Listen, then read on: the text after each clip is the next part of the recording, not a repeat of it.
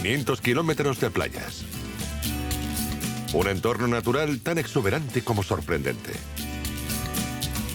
Tesoros del pasado. Una fusión de culturas. El carnaval más largo del mundo. Uruguay es un país de sencillez donde cordialidad es la palabra clave.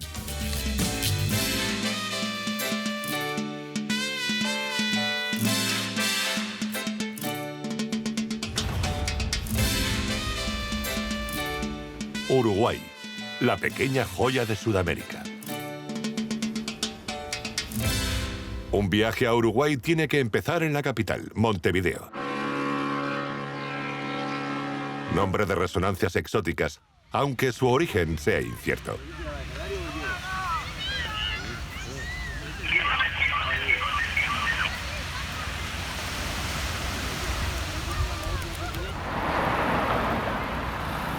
En Montevideo viven casi la mitad de los 3,5 millones de habitantes del país.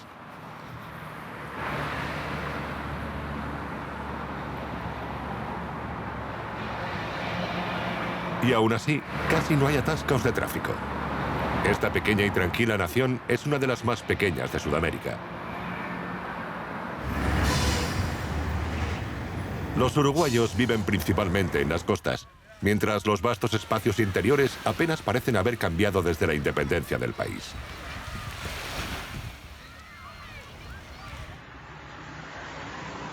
José Quechichián, profesor de Sociología de la Universidad de Montevideo, es experto en los orígenes de su ciudad natal. Montevideo fue creado como un apostadero naval de la corona española en el siglo XVIII y posteriormente, por sus características de puerto, ciudad-puerto, fue transformándose en un centro importante desde el punto de vista del comercio de la época.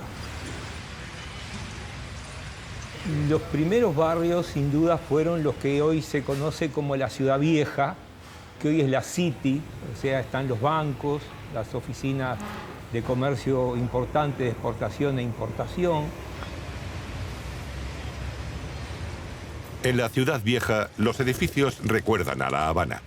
También se nota la pasada influencia de Europa, cuando los imperios coloniales aún no habían cedido ante los imperios comerciales.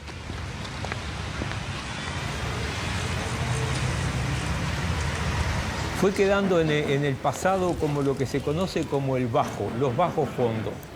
Por aquí andaba algún ambiente de prostitución, de lo que algún escritor llamó la mala vida del 900.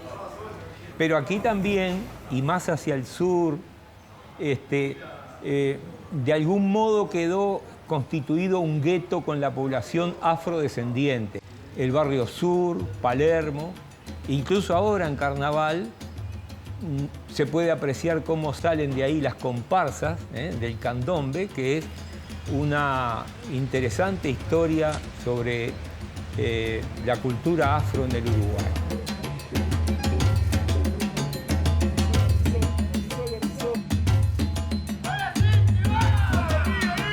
Esta es la llamada de San Baltasar, que se hace los 6 de enero todos los años para Reyes. Es una llamada muy tradicional, donde vienen un montón de comparsas de acá de Montevideo y del resto de Uruguay. Y ellos comenzaron acá con el candombe, que obviamente que tiene como raíz africana. Y acá surgió el candombe. De acá, de este lugar, en esta calle, estaban los conventos, el barrio de Palermo. Los tambores siempre son 3, chicos, repique y piano, y ellos se van repitiendo. En esta llamada no está reglamentado, después en la llamada oficial pueden ser hasta 70 tambores.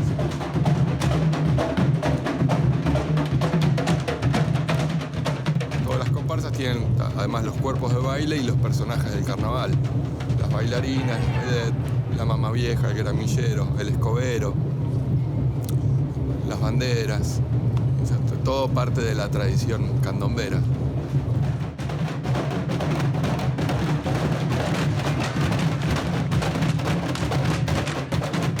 El desfile inaugural de candombe señala el inicio del carnaval. Hay 3 semanas de actividades informales previas a las 9 que le siguen. Este carnaval es el más largo del mundo. El tema principal es la integración y la reconciliación de los esclavos y los blancos, que se disfrazan y se pintan de negro para mostrar su deseo de armonía entre ambos pueblos.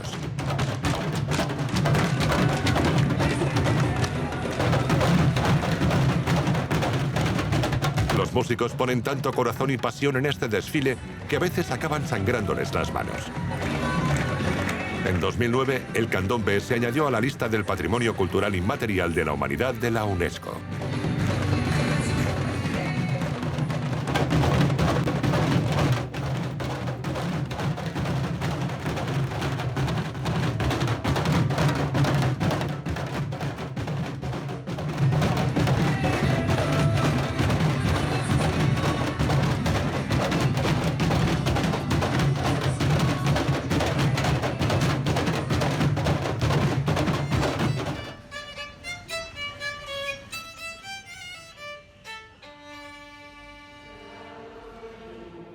Con o sin el carnaval, la concurrencia a la catedral muestra la importancia de la religión. Uruguay sigue siendo un país muy católico, cuya vida religiosa es tan importante como la cultural.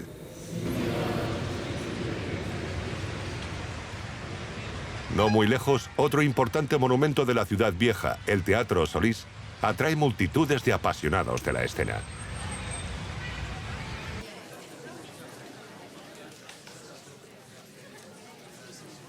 Inaugurado en 1856, ha sido recientemente restaurado, recuperando su esplendor original. Todo se ha conservado al detalle, incluso el nombre de William Shakespeare mal escrito. Las arañas originales son de cristal de Baccarat y pertenecen a un pasado especialmente rico. El presidente disfruta del lujo de tener un palco permanentemente reservado en el centro del primer anfiteatro. Los palcos, antiguamente lugar donde ser visto más que desde donde ver, se han eliminado. Y el gallinero, zona reservada a los pobres, se ha mejorado considerablemente.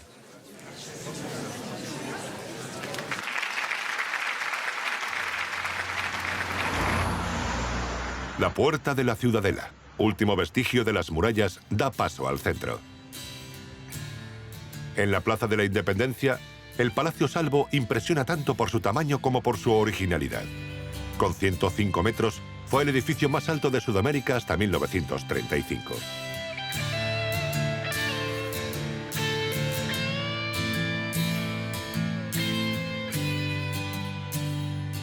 En el centro de la plaza destaca una estatua de Artigas. Artigas fue el liberador del pueblo y fundador del país. Sus cenizas están enterradas aquí, bajo la estatua, custodiadas por soldados de la República. Y posteriormente se fue surgiendo lo que hoy es la avenida principal de Montevideo, que es 18 de julio. 18 de julio es la fecha de la jura de la Constitución en 1830 de lo que vendría a ser la República Oriental del Uruguay. Un nombre que alude a que estamos al oriente de las Provincias Unidas de la Argentina. La avenida empieza en el obelisco que señala el centro de la ciudad. Lleva al famoso Estadio Centenario, que presenció la victoria del país anfitrión en la final del Mundial de 1930. La pasión de Uruguay por el fútbol nunca ha flaqueado. Volvió a ganar el Mundial en 1950. Y también ha ganado la Copa América y 2 veces las Olimpiadas. El cercano Parque Rodó es el lugar preferido para las actuaciones de las murgas que participan en el carnaval. La murga es para Uruguay lo que el tango para Argentina.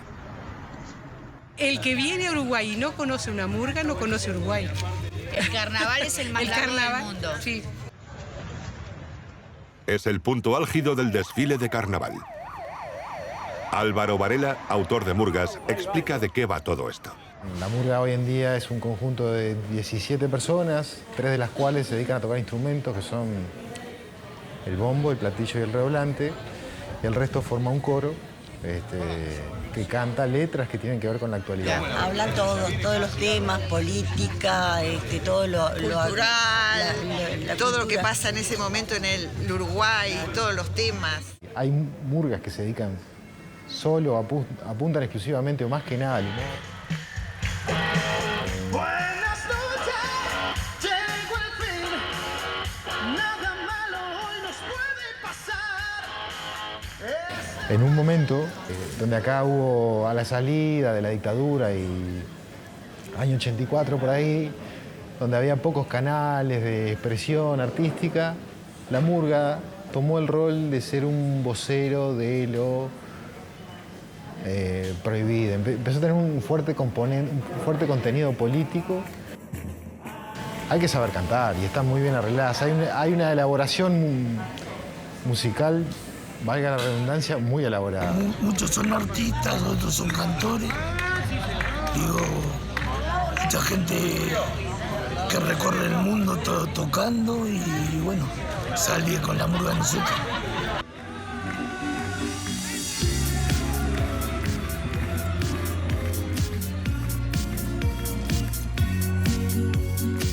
Para apreciar la magnitud de este festival, debemos recordar que en este preciso instante hay artistas actuando en más de 25 lugares de la ciudad, como este velódromo.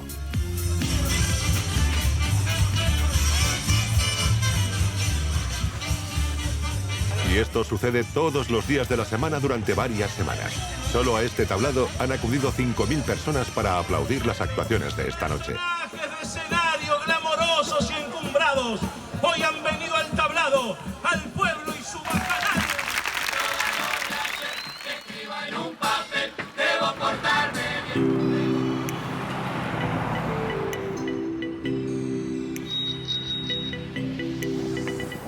Los más deportistas aprovechan el suave sol de la mañana. Cada playa tiene su personalidad. Subiendo al dique, se pueden apreciar de verdad las mañanas de Montevideo.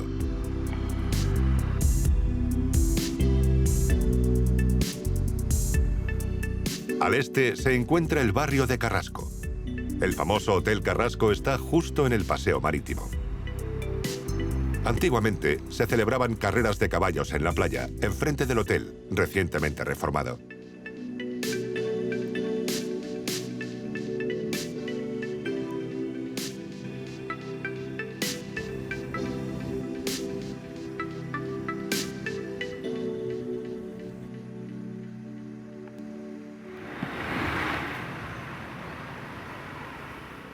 Carrasco conserva hermosas casas que dan fe de su glorioso pasado, como el barrio del Prado, más antiguo, donde encontramos otras joyas de la Edad de Oro de Montevideo.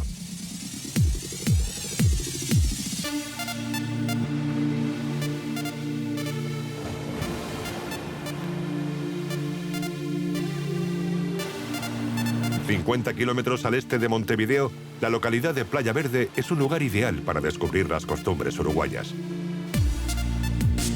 Solo hay que ver la puesta de sol en el mar para descubrir la mejor manera de tomar la bebida preferida del país, el legendario mate. Austera. Este mate es el mejor de todos. Sí, porque está hecho por mí. Acá hay tranquilidad. No sé.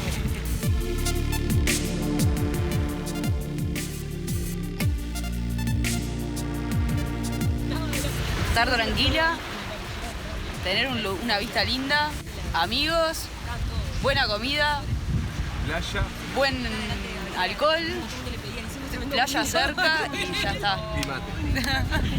Se arma, se pone la yerba primero. Hay muchas yerbas, hay muchas variedades, hay como 15 más. Elegís ahí la que te gusta más, si quieres un poco más fuerte, menos, más yucho, menos yucho. Sí. Y después, bueno, le pones un poco, lo hinchás, hinchar es que absorba un poco con agua tibia, más que nada. Lo pones ahí unos minutos y después con agua bien caliente, ahí empezás a cebar. Cebar es poner el agua en el mate así y ahí vas tomando, que te da para varios mates, 30 capaz. Después empieza a perder el gusto. El agua está hervida a 90 grados más o menos, 80, 90 grados. No, el agua hierve a 100 en realidad, pero a 90... Cuando baja a 90... Claro, no tiene que llegar a 90, no tiene que llegar a 100. A 90 está bien, porque si no el agua cuando hierve se quema y entonces se quema la yerba. Entonces a 90 sería bien, entre 80 y 90 sería bien para tomar mate. Además que si no está muy caliente, casi mal.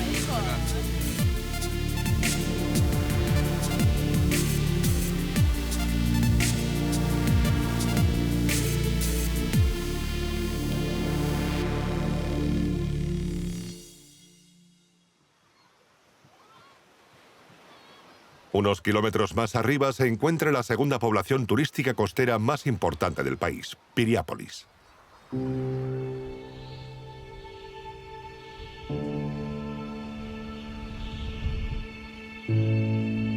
Su bahía protege una hermosa y larga playa de fina arena, muy popular en la temporada estival.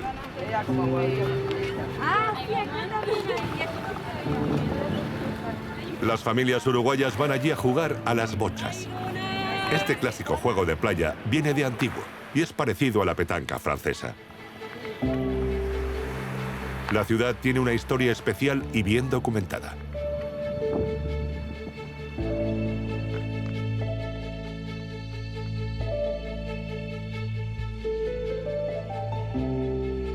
Hace unos 100 años, Francisco Piria, un acaudalado empresario de Montevideo, muy conocido por practicar la alquimia, volvió de un viaje a Europa, donde le impresionó mucho Biarritz. Y decidió construir una ciudad propia idéntica a la francesa. Modestamente, la bautizó como Piriápolis. Contrató a 500 obreros que transformaron el cerro llamado Pan de Azúcar en una cantera de granito. Luego comenzó la construcción.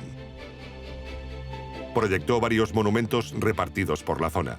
También levantó el Hotel Argentino, por entonces el más imponente de toda Sudamérica. Sirviéndose de una potente publicidad, puso a la venta 2.500 inmuebles en la orilla, creando así Piriápolis. Pero quizá la parte más sorprendente de la historia tiene que ver con su joven ayudante Umberto Pitamiglio, 40 años más joven y de una familia muy modesta. Los pescadores que acababan de mudarse a la nueva ciudad se preguntaban cómo ese joven y humilde ayudante podía construirse un castillo a unos kilómetros y otro a las afueras de Montevideo. Humberto llegó a ser uno de los hombres más ricos del país. También acabó totalmente obsesionado con el esoterismo y la alquimia. Nadie pudo demostrar que Piria le enseñase a convertir el plomo en oro. Y Pitamiglio murió en 1966, llevándose con él el secreto de su riqueza. Piriápolis sigue atrayendo a los excéntricos. En los 70, Carlos Páez Vilaró, uno de los artistas más importantes de Uruguay, compró el castillo y lo convirtió en un glamuroso club de moda.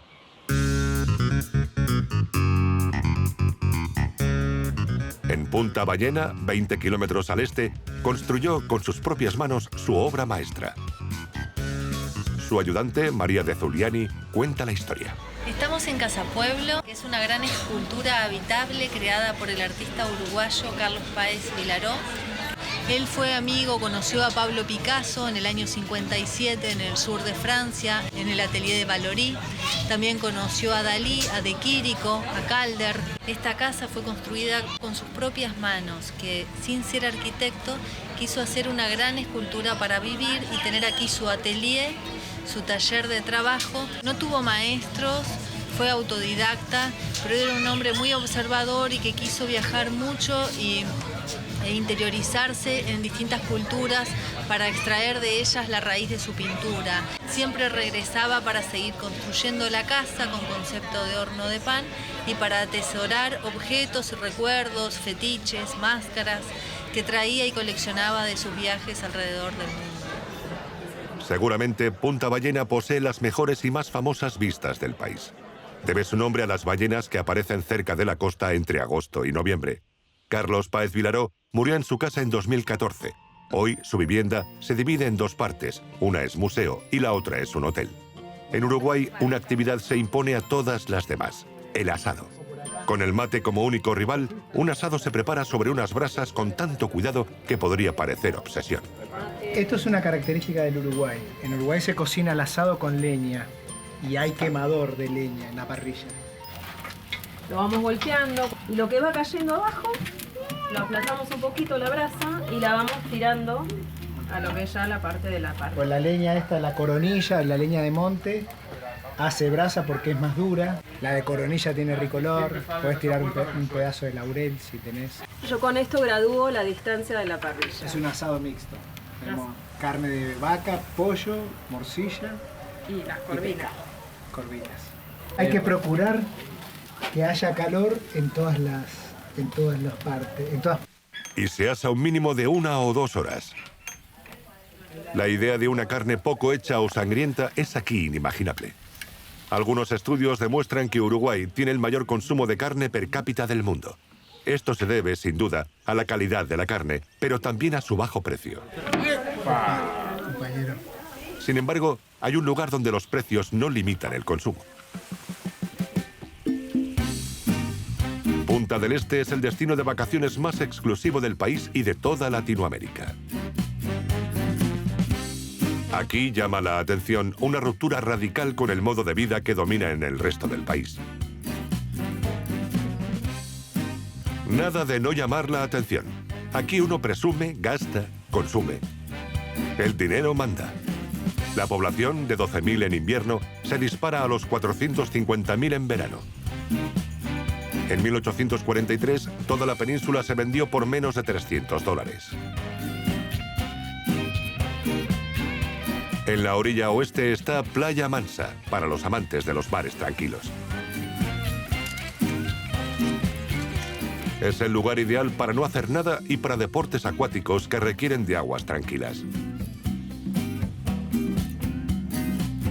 También es el punto de partida para explorar la isla Gorriti, a solo unos minutos en moto de agua.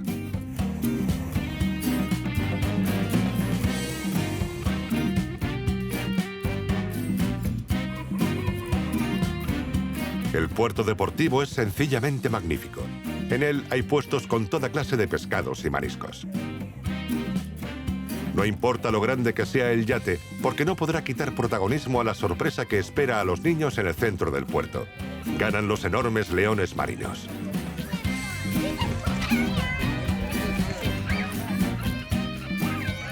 A los niños, bajo la mirada de sus padres, les encanta darles de comer y ver cómo se pelean con las gaviotas, especialmente envidiosas.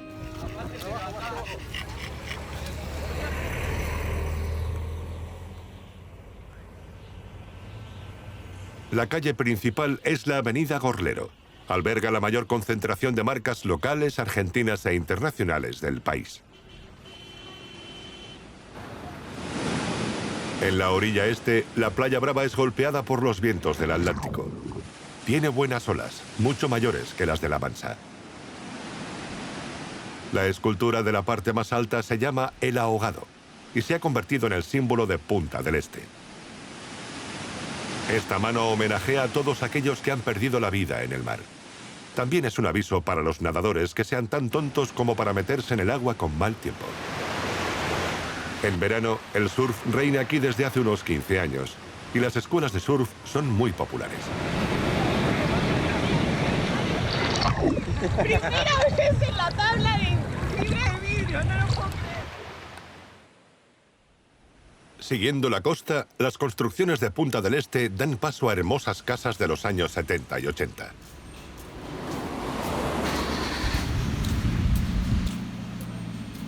Junto a la carretera, las estaciones de servicio tienen surtidores de agua caliente, especiales para el famoso mate. Los vendedores callejeros preparan dos de los platos más tradicionales de la región de Río de la Plata.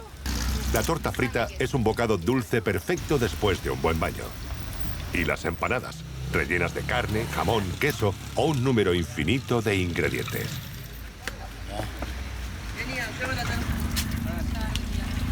Sí. No hay vuelta. Es uruguaya, la torta frita es uruguaya. Es una tradición. La torta frita, vos salís como el mate. Termo y mate. Es lo mismo, el termito abajo del brazo, el matecito. Es otra cosa que no. Ahora, el hueco del medio lo hizo los gauchos uruguayos para darlo vuelta con la varita. Por eso se hizo el hueco al medio. Que mucha gente no sabe por qué es el hueco al medio.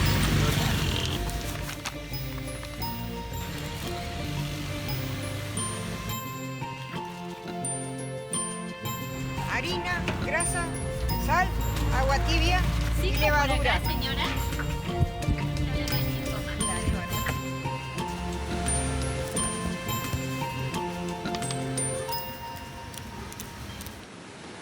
La playa se extiende hasta el final, hasta el pintoresco puente de Leonel Viera. Algunos lo llaman el sujetador, por su original forma. Cruza hacia un lugar mucho más de moda, mucho más joven y con el mismo nombre que el río que lo separa de Punta del Este, La Barra. Las casas aquí son más espaciosas. Los arquitectos lo han dado todo para que sus clientes tengan buenas vistas al mar.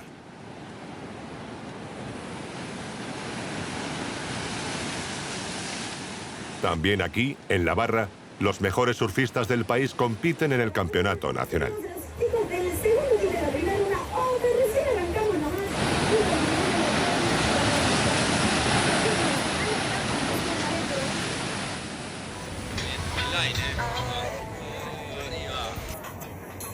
Acá estamos en la primera etapa del Circuito Nacional de Surf, USU 2017, enero, en la playa Bikini. Y yo hacía como 8 años que no competía en Uruguay y estoy muy contento. Vamos arriba. Rodrigo, mi nombre, acá estamos con las... Muy buen nivel todo, muy parejito. A ver cómo está en la suela.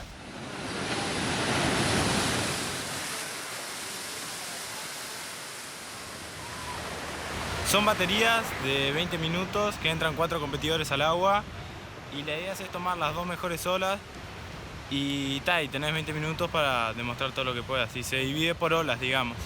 O sea, tomás una ola, los jueces la puntúan del 1 al 10, después tomás otra y así hasta 10 veces puede ser en 20 minutos.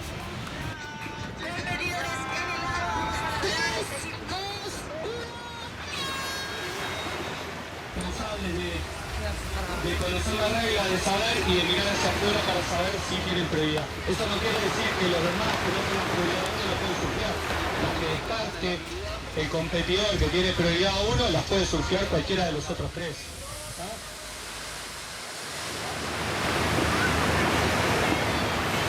Este es el abierto, digamos, donde entran todas las edades. Yo tengo 50 años y estoy, digamos que, tratando de romper los esquemas de la edad. Quedé afuera, quedé tercero, así que quedé fuera de la competencia. Nuestro circuito sigue con más etapas, muchas categorías, entre las que incluye el stand-up, el surf femenino, el longboard y otras modalidades.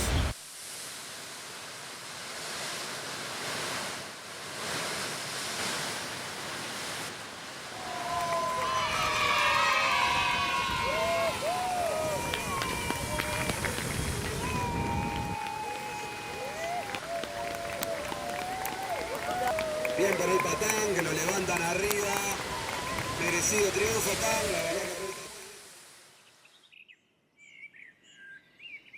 que... El interior del país está lleno de estancias famosas. Estos ranchos reinan en el campo, palabra que aquí se usa para designar las inmensas llanuras de pasto. La familia Vic posee 1.500 hectáreas y una magnífica estancia al más puro estilo local. Es perfecta para acoger a los invitados más ilustres, como el patriarca de la familia Rockefeller, que pasa aquí 2 semanas todos los años.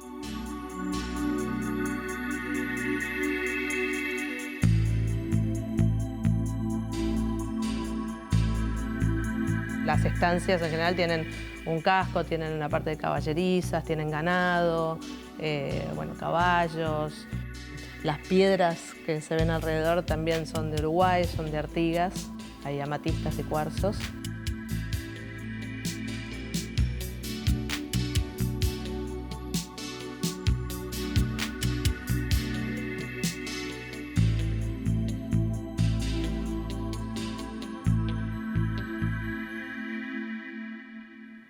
Los ricos adoran Uruguay por sus espacios abiertos, y muchas personas acomodadas han invertido en el país.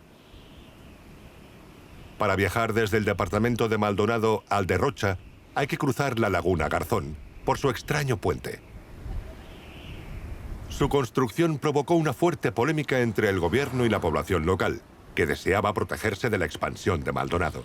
Cuando por fin se aprobó, se hizo en forma circular para obligar a los conductores a reducir la velocidad. Pero su auténtica originalidad está en otra cosa. No fue financiado por el gobierno, sino por un rico empresario argentino que pagó $10 millones de su bolsillo. ¿Qué motivo podía tener un extranjero para regalar al gobierno un puente de un lugar tan deshabitado?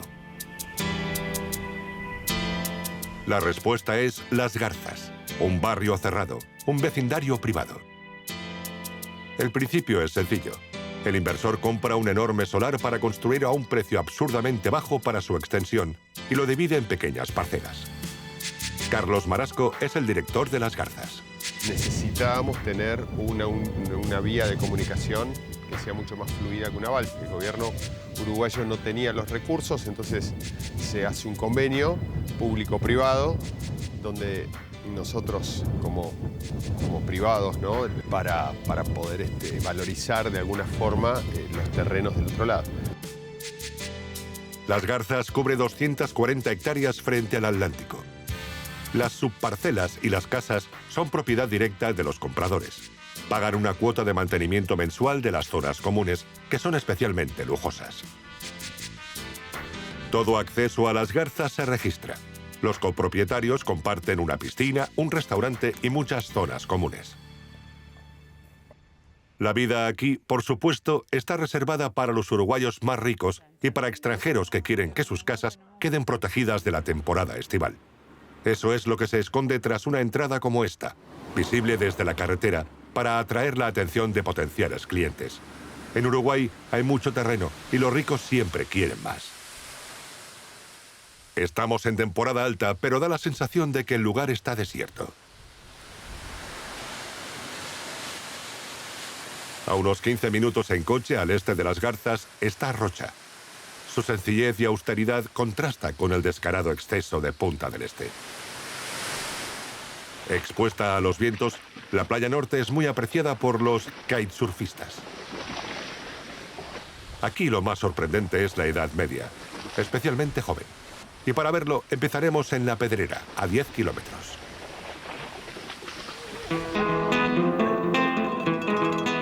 La Pedrera tiene 165 habitantes permanentes. Su playa principal está al pie de una escalera desde donde se puede observar cómo rompen las olas en las grandes rocas que dominan el cabo.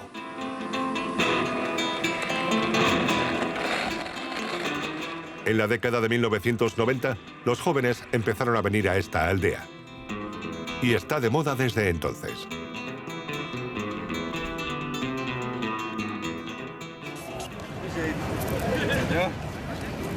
La gente uruguaya se viene todo de Montevideo para acá y la verdad esto está lleno que no se puede ni caminar de la cantidad de jóvenes que hay.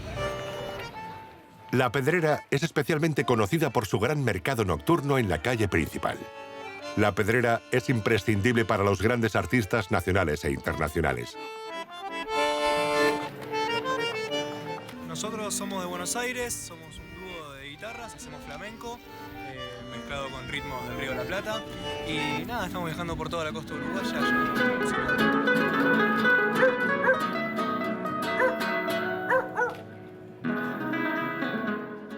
Los visitantes acuden para comprar artesanía local, y para comer, beber, escuchar música y bailar. Y para disfrutar de los muchos y diversos grupos que actúan gratis.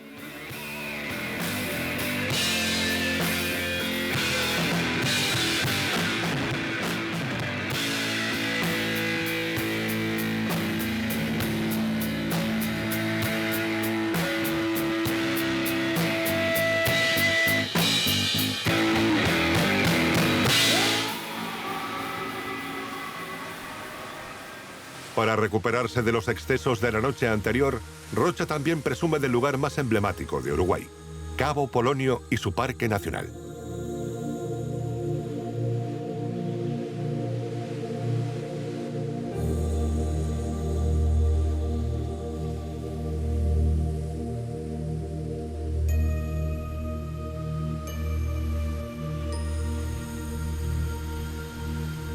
Los caminantes tienen que esperar a la marea baja para cruzar el tramo de río que separa esta aldea del pueblo de Balizas. Desde aquí, una caminata de 12 kilómetros a través de dunas, playas e inolvidables paisajes marinos aporta una paz absoluta.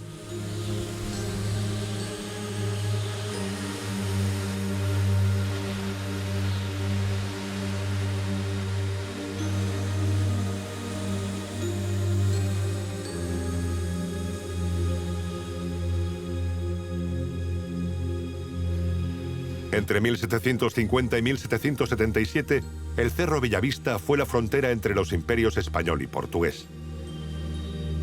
Esta es la mayor elevación de la reserva natural.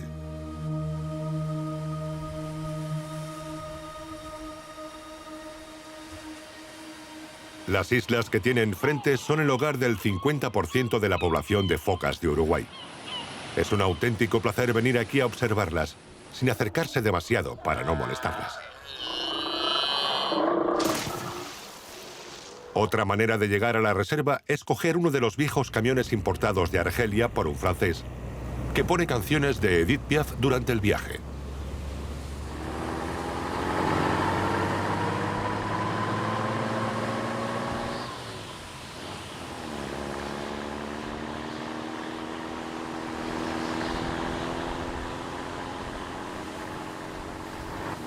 En la entrada de Cabo Polonio hay un retrato del expresidente de la República, Pepe Mújica, que encarna el espíritu del lugar por su humildad.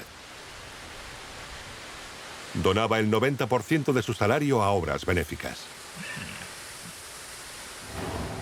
Con 70 habitantes permanentes, Cabo Polonio no tiene electricidad.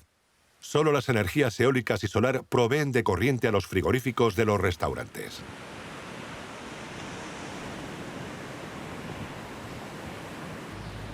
Abundan los hoteles y también la creatividad, lo que atrae a visitantes de mente abierta.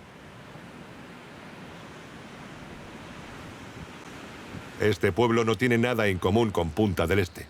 Al contrario, ensalza el respeto a la naturaleza, la sencillez y, por supuesto, la moderación. El sendero que lleva al faro cruza por el barrio relativamente más rico de la aldea, con su ambiente burgués y bohemio. Estas casitas, con sus terrazas junto al agua, son ideales para disfrutar del océano. Sus dueños tienen la suerte de haberlas construido antes de que el gobierno regulase estas edificaciones prohibidas.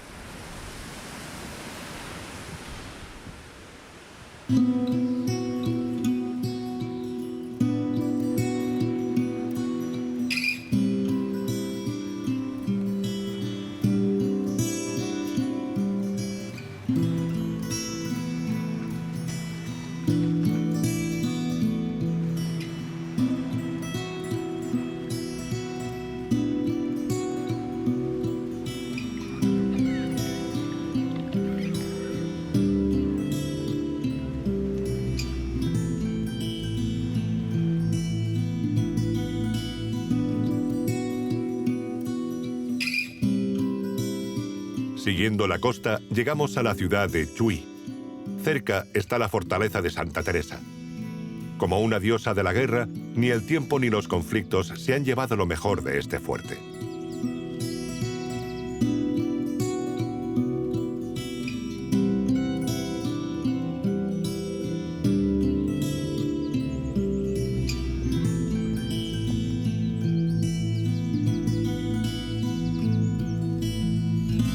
La calle mayor de Chuy es famosa por ser una frontera internacional.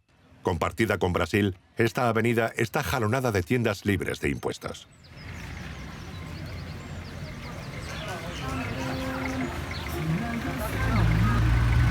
De aquel otro lado es real la moneda de ellos y nosotros es peso uruguayo. Do Brasil, brasileiro puro, sangue. Y medio uruguayo también porque soy casado con una uruguaya de 16 años. Esto en diciembre y enero hierve de gente. Es un mar de gente.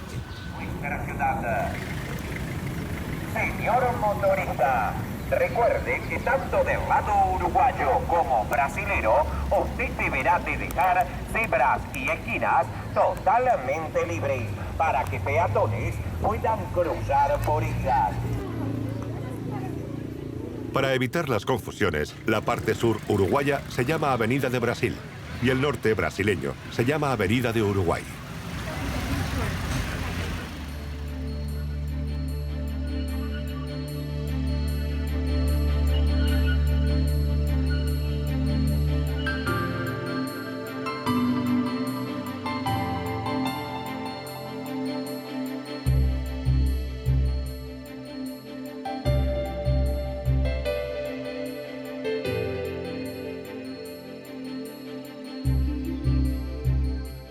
Las playas no son el único atractivo de Uruguay. El interior del país contiene tesoros iguales a los de la costa. Salimos de Chuy hacia el norte y llegamos a la Reserva Natural de Quebrada de los Cuervos. un paraíso pequeño y escondido.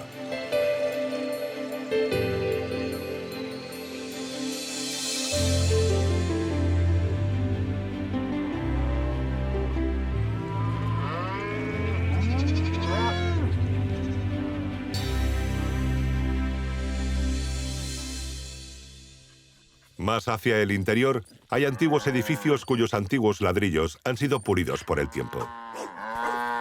Esta es la tierra del tradicional gaucho. Con su caballo siempre ensillado y acompañado de su perro, está listo para inspeccionar el ganado en cualquier instante. El río Negro atraviesa el país de este a oeste. Riega 120.000 hectáreas de lagos artificiales interconectados. Gracias a un transbordador gratuito, entramos en el mayor departamento de Uruguay, Tacuarembó. Aquí hay un pueblo muy curioso, San Gregorio de Polenco.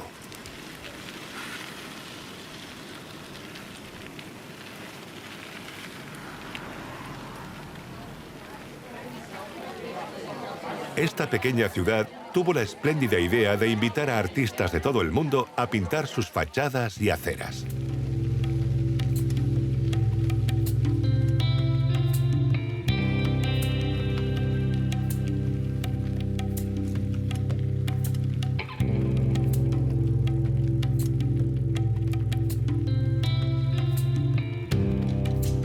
Así fue como San Gregorio de Polenco fue oficialmente declarado el primer museo de artes visuales al aire libre de Latinoamérica.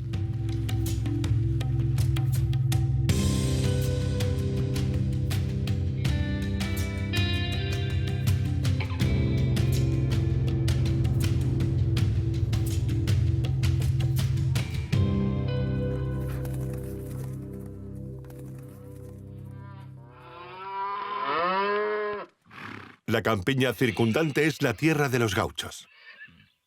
A pesar de su aspecto duro, son muy hospitalarios.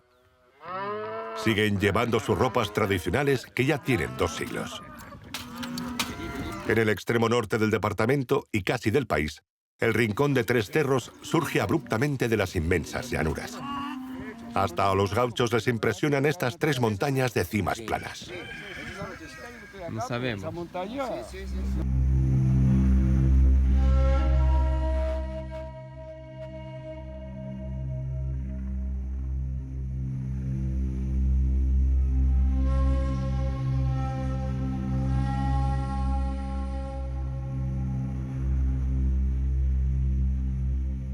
Los científicos las llaman mesas.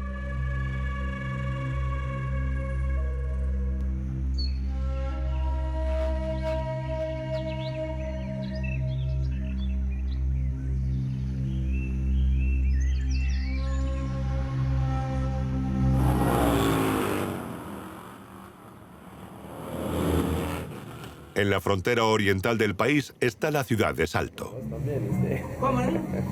Con poco más de 100.000 habitantes, es una población importante.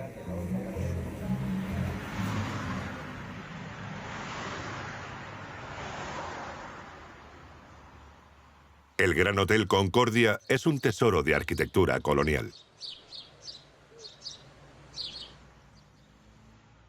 Aquí se exponen obras de artistas locales. Y hay una visita guiada sobre el cantante de tangos Carlos Gardel.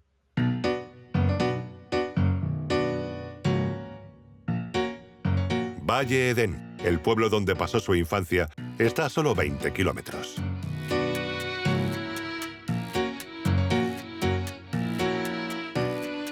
Gardel, cantante y compositor, es la persona más conocida de la historia del tango. Aunque suele pensarse que era argentino, en realidad nació en Toulouse, Francia. Pero sus orígenes siguen generando polémica. Durante mucho tiempo, Argentina se lo atribuyó como hijo suyo. Sin embargo, parece que Uruguay ha ganado la competición. Gardel murió el 24 de junio de 1935 en un accidente de aviación en Colombia. La música siempre tendrá un lugar en el corazón de todo gaucho. Establecido en Pueblo Edén, Hugo es un ejemplo perfecto de la omnipresencia de la música en la comunidad local. Es un cocinero de estilo rural, pero el éxito nunca le ha alejado de sus guitarras. Me ha llevado un tiempo lograr llegar a donde he llegado, pero bueno, hoy estamos en el nivel de la guitarra. Logré conseguir materiales de muy buena calidad y hoy día están saliendo guitarras de alto nivel, ¿verdad? Guitarras de concierto, como la que tú ves ahí arriba. Esa es una guitarra de concierto. En relación con el resto del mundo, somos materos. Hugo y su mujer tienen un restaurante indiscutiblemente uruguayo. Todavía no he empezado a hacer la masa para la pasta, pero se hace en el momento, por lo general. Y bueno, y se hace la ricota para la pasta. Todo se prepara y se cocina aquí. Y entre el pan, mate.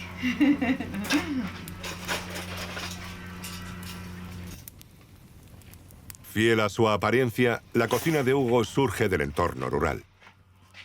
Cordero, albino. La leche recién ordeñada está allá arriba del muro esperando que la entre para volver a hervir.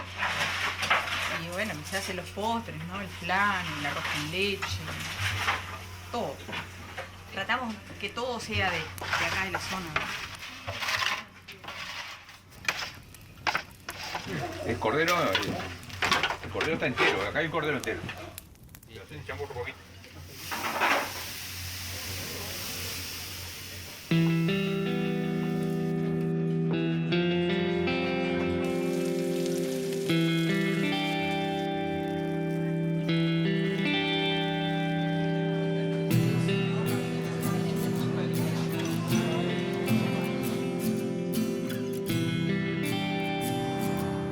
Hacia el oeste, la ciudad de Paysandú sigue enorgulleciéndose de su histórico pasado.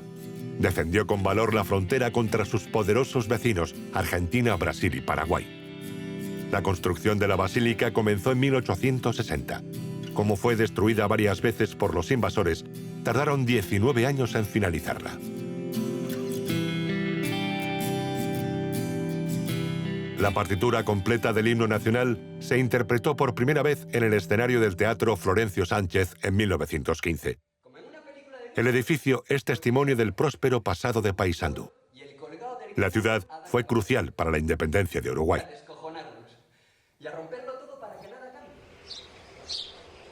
Volvemos al sur. Aquí, las orillas del Río de la Plata separan Uruguay de Argentina. Colonia es la ciudad más antigua del país. Sus fortificaciones la han protegido valientemente de la modernidad. Algunas de sus casas tienen más de 250 años. El pavimento original nos recuerda que caminamos por uno de los lugares más antiguos de la historia de la colonización de América. Los tejados conservan tejas modeladas sobre los muslos de los primeros colonos. De ahí su forma y su nombre, teja muslera. Aquí el pasado observa al presente. Su tranquilidad se impone, como un viejo sabio que aprecia el valor del silencio. La basílica es la más antigua de Uruguay. Incluso fue mencionada por Charles Darwin durante su viaje en el Beagle como una iglesia curiosa que hacía las veces de polvorín del ejército portugués. Pero esta inusual convivencia sin duda debió despertar la ira de los dioses. En 1823, un rayo provocó una violenta explosión que destruyó 2/3 del edificio.